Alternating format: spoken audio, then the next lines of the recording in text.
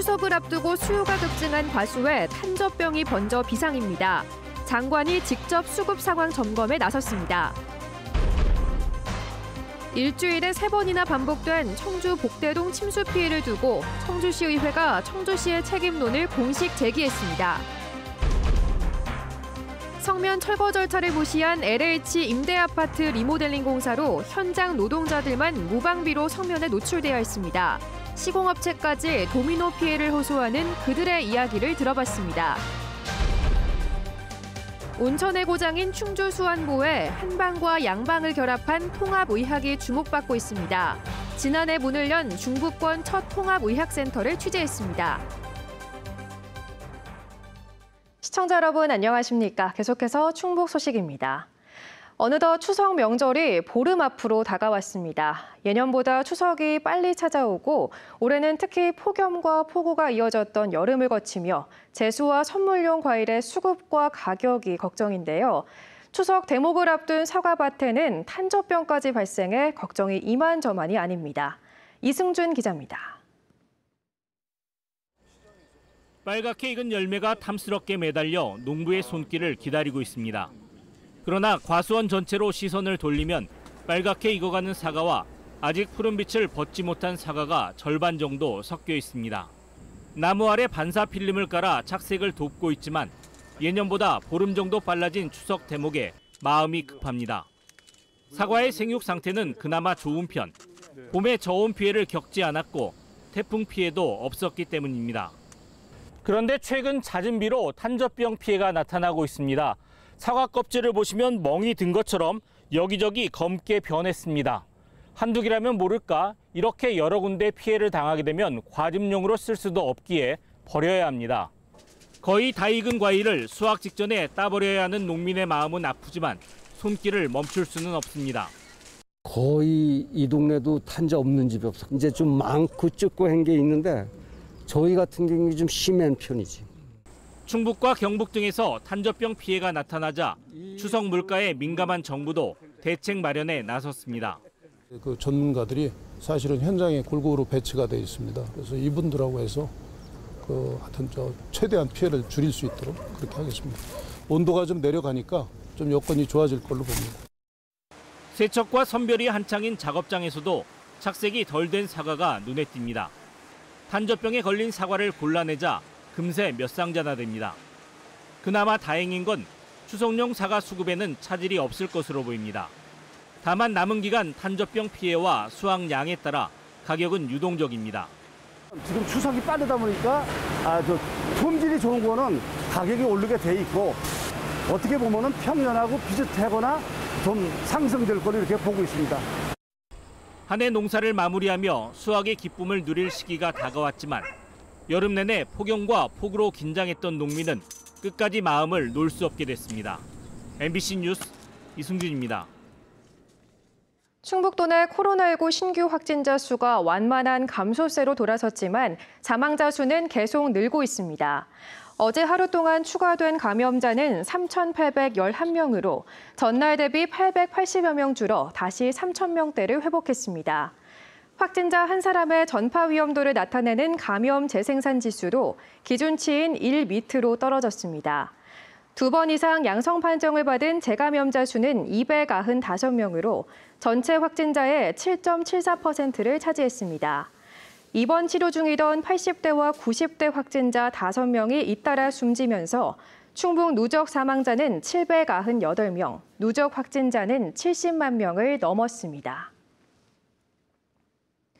일주일에 3번 침수, 심지어 40mm 비에도 골목이 잠긴 청주 복대동 침수 피해를 두고 시의회가 청주시의 책임론을 꺼냈습니다.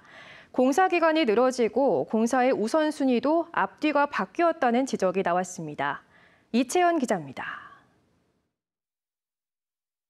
일주일 동안 3번이나 침수 피해를 입었던 청주 복대동 상가 골목.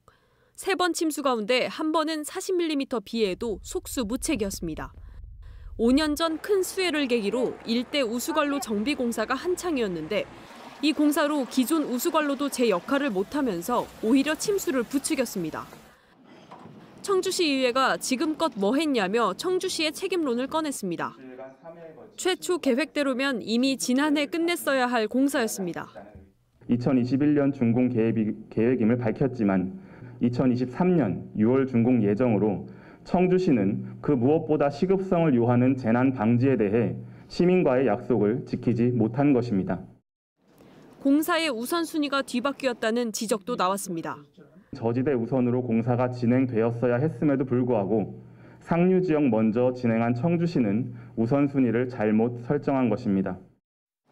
청주시는 저지대 구역 공사는 각종 지하 매설물들이 많아 협의가 길어졌고 그 사이 주변부터 공사를 진행해온 것이라고 말했습니다.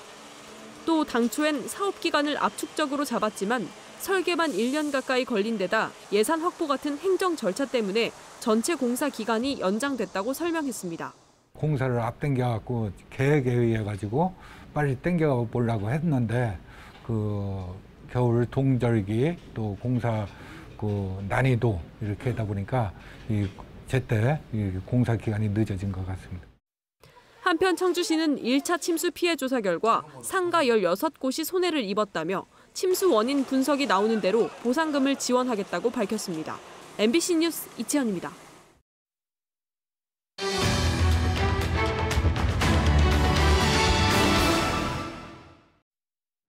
LH가 성면자재가 있는 임대아파트 그린 리모델링 사업을 하면서 전문적인 해체 작업도 없이 그대로 공사를 강행했다는 보도 오늘도 이어갑니다. 제대로 된 성면 조사도 없이 덜컥 철거 공사부터 들어가면서 성면 분진 위험에 직접적으로 노출된 사람들은 바로 리모델링 공사 현장의 노동자들이었습니다. 정작 이들은 자신들이 공사 내내 이 성면 분진에 노출됐다는 사실을 모르고 있었습니다. 조미애 기자입니다. 2020년부터 지난해 11월까지 성면이 섞인 창틀과 문틀을 전문 해체 작업 없이 뜯어낸 곳은 MBC 취재로 확인된 곳만 9개 단지입니다. 노동자들은 아파트 내부 창문과 현관 모두 다 열린 상태에서 아무런 보호장구 없이 맨살이 노출된 반소매 차림으로 성면이 섞인 자재를 뜯어냈습니다. 이들은 창문과 문틀에 성면이 들어있다는 사실을 전혀 모른 채 일반 건축물을 철거하듯 공사를 마쳤습니다. 이 과정에서 성면 폐기물도 일반 폐기물과 뒤섞여 처리됐습니다. 공사를 진행한 업체를 찾아가 봤습니다. 성면에 노출된 사실을 전혀 모르고 있었습니다. 현장에 확인해본 결과 우리 공사 현장에는 성면 자체가 없었고요. 현장 노동자들은 공사가 끝난 이후에도 LH로부터 현장에 성면 자재가 있었다는 연락을 받은 적이 없다고 밝혔습니다. 일군 발암물질인 성면 위험성 때문에 해체 작업에는 폐질환이 없어야 투입될 수 있습니다. 그래서 고용노동부는 성면 철거 전문 업체에 노동자 특수검진 결과를 요구하고 폐질환이 없을 때만 철거 작업을 승인하고 있습니다. 그러나 9개 단지에 투입됐던 노동자들은 리모델링 공사 인력이었기 때문에 사전에 특수검진은 받았는지 폐질환이 있었는지 심사하는 절차는 없었습니다. 기존 폐질환이 있다면 성면 흡입으로 인한 위험성은 더 큽니다. 악성 중피종은 비교적 단시간 적은 양의 성면에 노출되더라도 발병 가능성이 있고 성면 폐증, 폐암, 후두암 등도 성면 관련 질환입니다. 만성 폐쇄성 폐질환, 흔히 COPD라고 부르는데 이런 폐질환이나 그 폐섬유화증 같이 폐가 딱딱해지는 질환 같은 경우에는 성면에 노출될 경우에 상태가 악화되거나 증상이 더 심해질 수도 있겠습니다. 제천, 서울, 인천의 노후 임대 아파트 리모델링 현장에서는 노동자들이 가까스로 성면 노출을 면했습니다. 성면 조사가 없이 투입된 공사 현장에서 철거 도중 뒤늦게 성면 창틀과 문틀의 존재를 알게 돼 이 부위를 뜯어내기 전 공사가 중단된 것입니다. 이번엔 금전적인 피해로 돌아왔습니다. 성면 조사와 성면 해체 작업이 이어져 공사가 몇 개월씩 중단된 사이 사무실 운영비 등 유지비는 꼬박꼬박 나갔고 손실을 떠안아야 했습니다. 그러나 취재진이 접촉한 공사 관계자들은 피해가 막심해도 대규모 사업 발주처인 LH에 밑보이면 다음번 공사를 못 따낼까 봐 버틸 수밖에 없었다고 입을 모았습니다. 기본적으로 했어야 할 성면 조사를 건너뛰면서 피해가 줄줄이 잇따랐지만 LH는 모르쇠로 일관하고 있습니다. MBC 뉴스 조미입니다. 충북도 내 초중고 중 절반 이상이 성면 건축물인 것으로 나타났습니다. 환경보건시민센터와 청주 충북환경운동연합 등 환경교육단체 조사 결과 도내 초중고 480곳 가운데 56%인 269곳에 성면 자재가 포함된 것으로 드러났습니다. 이는 전국 평균 46%보다 10%포인트 높은 수준입니다. 지역별로는 청주가 107곳으로 가장 많았고 충주 33곳, 제천 32곳, 영동 24곳 등 순으로 성면이 들어간 학교 건축물들이 많았습니다. 이 단체들은 마구잡이식 철거로 학생과 교직원의 피해가 우려된다며 안전한 철거를 요구했습니다. 비정규직 없는 충북만들기 운동본부 등이 음성 생활 폐기물 처리 대행 업무의 직영 전환을 촉구했습니다. 이들은 음성군청에서 기자회견을 열어 음성군이 생활 폐기물 처리 업체를 직영하기 위한 논의 일정을 지방선거 이후로 연기한 만큼 이제 제대로 된 심층 논의를 시작해야 한다고 주장했습니다. 심층 논의기구는 지난 2월 쓰레기 위탁 운영업체 4곳의 직원 대표와 노무사, 음성군 관계자 등 10명으로 꾸려진 이후 6개월 만인 내일 첫 상견례를 갖습니다. 앞서 음성군은 지난해 한 위탁업체에서 보조금 횡령 의혹이 제기되자 해당 청소구역을 직영으로 전환했습니다. 왕이 치료를 위해 들렀다던 온천의 중심지 수안보. 지난해 이 수안보에 문을 연 중부권 최초의 통합의학센터가 한방과 양방을 결합한 대체 통합요법의 중심으로 주목받고 있습니다. 허지희 기자가 보도합니다. 지난해 자궁 내막암 판정을 받고 8번째 항암 치료를 받고 있는 61살 이정재 씨. 항암 진료를 받기 전 면역 증진을 위해 한방과 양방 진료를 동시에 받고 있습니다. 수치료, 목욕 이런 걸 하면은 너무 이제 개운하고 그 온코나 전신 온열을 받으면요 그냥 일반 사우나에서 이렇게 목욕하고 저기 하는 것보다 여기 와서 그걸 하면은 너무 이제 우리한테 몸에 개운하고 그날 이제 기분도 좋고 이래서 자주 오게 돼요. 정부의 의한협진 시범 사업으로 국비 등 268억 원이 투입돼 전국에서 세 번째로 지난해 수안보에 문을 연 중부권 통합의학센터입니다. 위아 담적 치료에 특화된 한방병원인 위담병원이 운영을 맡아 양방과 한방, 대체 보완요법의 장점을 살린 통합진료 시스템을 운영 중입니다.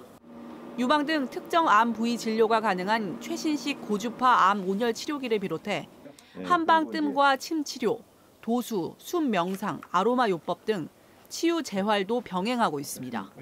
특히 약선 명인의 음식을 비롯해 수안보 온천을 활용한 수치료가 가능한 노천 온천탕을 갖춰 지역의 특장점도 살렸습니다.